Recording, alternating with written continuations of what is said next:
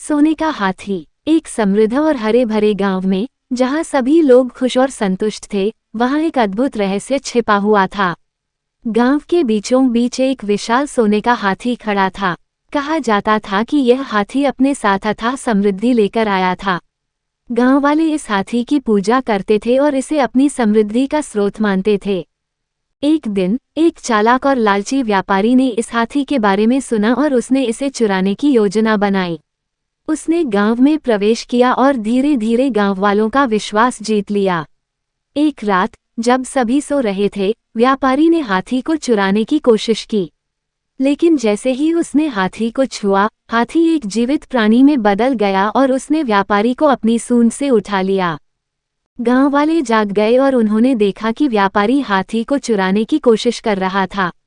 हाथी ने व्यापारी को नीचे रख दिया और उसने अपनी गलती का एहसास किया।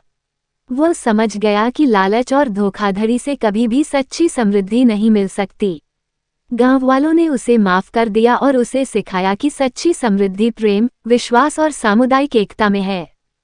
व्यापारी ने अपने गलत तरीकों को छोड़ दिया और गांव में ही बस गया, जहां उसने नए दिशा और उद्देश्य की खोज की। वह गांव वालों के साथ मिलकर सामुदायिक कामों में शामिल हो गए और उनकी मदद करने लगे। उन्होंने एक स्कूल खोला और गरीब बच्चों को मुफ्त शिक्षा देने का काम शुरू किया। व्यापारी ने समझा कि असली समृद्धि उसके साथी गांव वालों में है और वह उनके साथी बनकर खुशियों की ओर बढ़ चला। गांव वालों ने उसे अपना बेहतरीन दोस्त माना और उसकी मदद से गांव का भविष्य बेहतर बनाने का काम किया।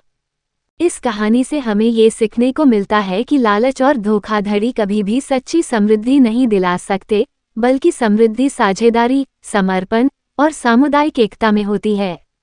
ये कहानी हमें याद दिलाती है कि जीवन में वास्तविक सुख और समृद्धि उसे मिलती है जो हम दूसरों की मदद करने में और सामूहिक साहस में निवेश करते हैं।